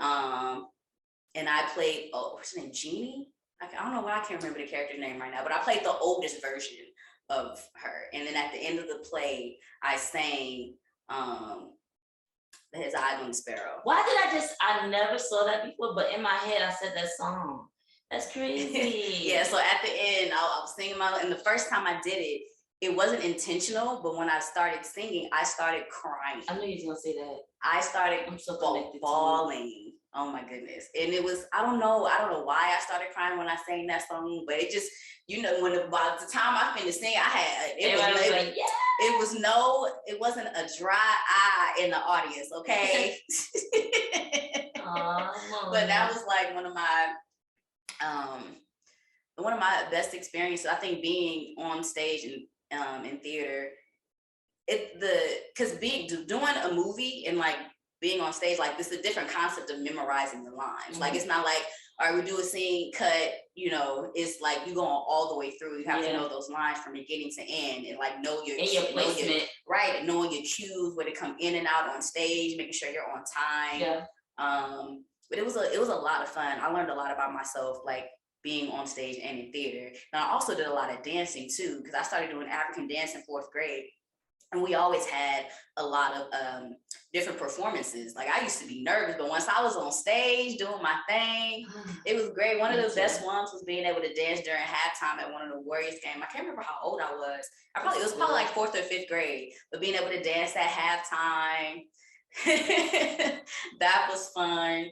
But yeah, just having like the understanding of acting on stage prepared me for acting on screen. Mm-hmm. Because you don't have to project as much on camera. And then, like I said, the concept of like the memorization of lines is just a little different. Of course, you still have to know your lines, but the cutting of the scenes and the angles, like on screen, you have to do the same thing multiple times. In theater, you just one take all the way through. You know what I'm saying? So yeah, that was those are my memories that I have. I do have a question, because I'm thinking, like, when you're talking, it's just bringing up so many memories for me, like dance and stuff too.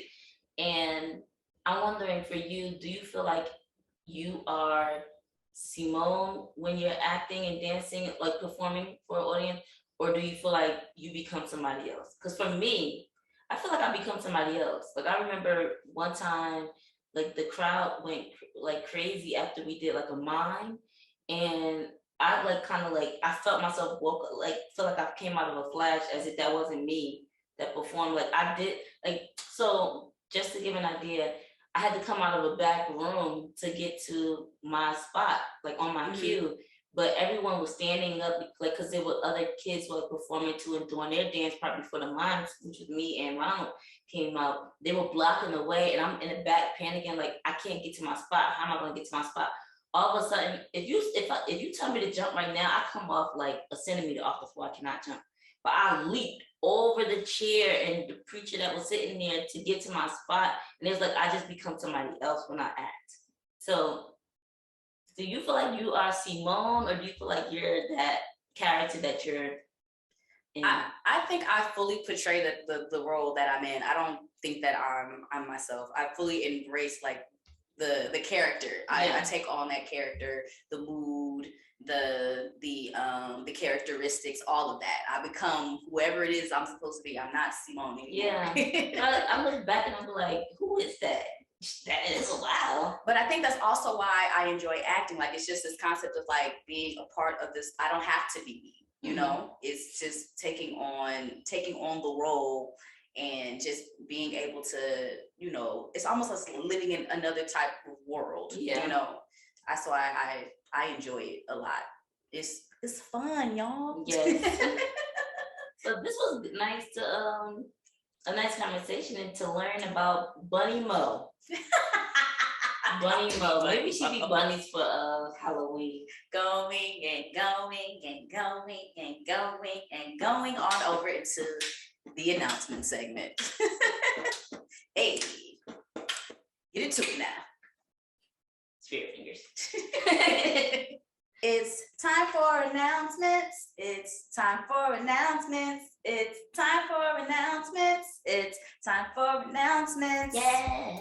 This has been a great episode. And as I've said before, and I will say it again, if you are not watching us, why not? You can watch us on Spotify. You can also watch us on YouTube because I upload it to both. That's dope. You go, girl. Exactly. It's really dope that you can actually watch us now. You know, season 3 has been a whirlwind of a ride. You got to make sure that we look good every time. Right. Because you can see our faces. Make sure the wig don't come off. Right. Make sure. I had a hard time trying to figure out what to wear today. I did too. I kind of looked at my drawer. I was like, all right, I guess I could. We're gonna figure it out. Mine is more so like, I want to wear that thing. I wore that last time. Or that time before. Did I wear this? I'm not sure. Let me wear this thing. The crazy thing is, when we come on, we don't know. We don't tell each other what we're going to wear. But some way or another, it just kind of. It just kind of goes together. I don't know, you know, if you get a piece of our personalities, but at the same time, we still be kind of matching. Yeah. It's not on purpose. It's a best friend thing. You know what I'm saying? She I see it. Black and brown. I still got on my black and brown or tan-ish or whatever with the pooch. We just be doing our thing over here. Anywho, let's get into these announcements. Y'all know, first and foremost, when we have a guest, we need to thank them off the rip. So, shout out to my girl Jhoe, the CPO of Keep It Vertical. Thank you so much for spitting your fire and sharing your piece with us. We really appreciate it. Yes.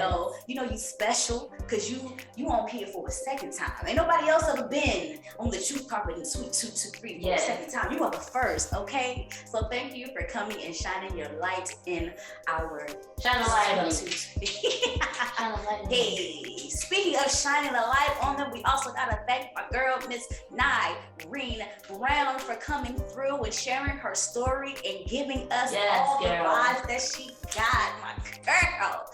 Oh, I love having my friends come onto the show. Like, it just lights me up, like being able to You still now like West Coast. She's on the West Coast, but she's from New York. But both of them live in the West Coast. They do. Both of them do live on the West Coast. Shout out to my home. But yeah. Oh my God.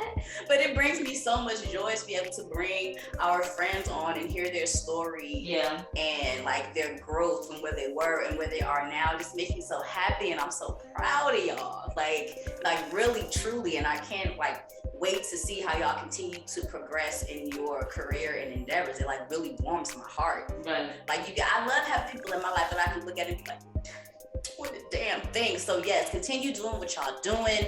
Of course, at some point, we probably gonna have y'all on the show again. But it was great having y'all, great conversations, and I can't wait to see y'all in person. I don't know when it's gonna happen again, but hopefully sooner than later. All right. Our next announcement is regarding our Memorial Day sale. We know that this month is a holiday. So for Memorial Day, we are giving away Not giving away. We want you to enjoy our 20% discount. It's a worldwide sale. Worldwide, site-wide. No matter where you live in the world, if you visit our site, you will be enjoying 20% off of anything that you order off our website. And we want you to know that it's time to go outside. We're going outside. Because the code for the 20% off is what? We outside. Outside, okay? Memorial Day weekend. After that, y'all know it warms up, it gets hot, and summer is around the corner. And we gonna be what? Outside, okay? Yes, so make sure y'all don't miss out on our sale. Don't miss it.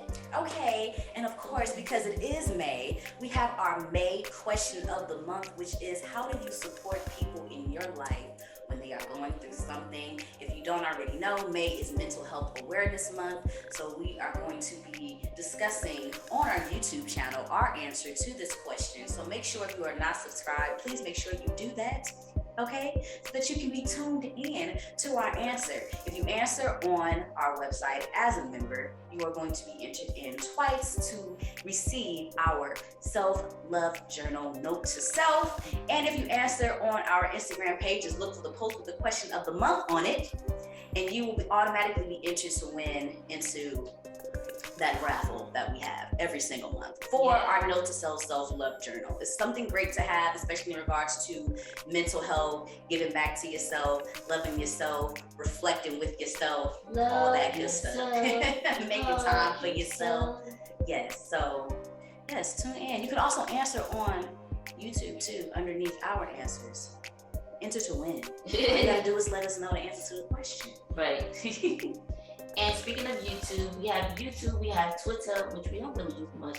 We have Instagram, we have Facebook, we have all these platforms. So if you like what you hear, if you like what you're seeing, please support us by pushing the like button first. Leaving a comment to let us know what your thoughts are. A lot of people text us, which we love too.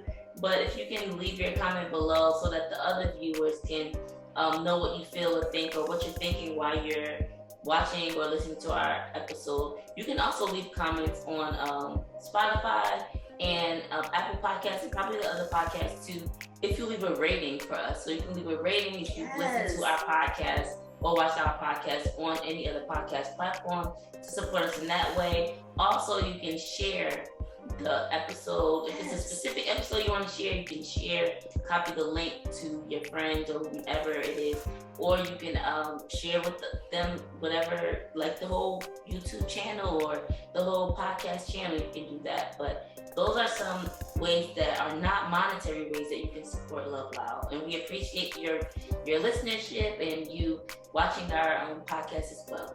And last, but certainly not least, if you know of any events or pop-ups that we can vend at, we're going to need y'all to let us know, because we trying to get out there, we trying to network, we trying to get our brand seen by any and everybody that wants to be involved with Love Loud. Yes. So if you know something, DM us, text us, email us, and let us know where we need to be. Okay?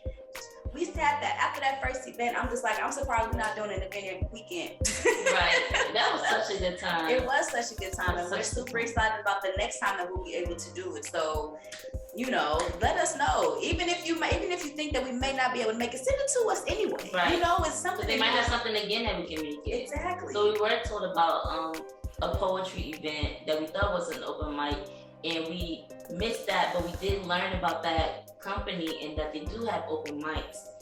So if you know of any open mic events, not just poetry events, but any open mic events that we can get on the mic and present as Love Loud, let us know about that too. But we do want to go to poetry events, yes, to catch the vibe and meet some new people out there and networking and everything like that. So let us know. Please, pretty please. I'm asking you so kindly.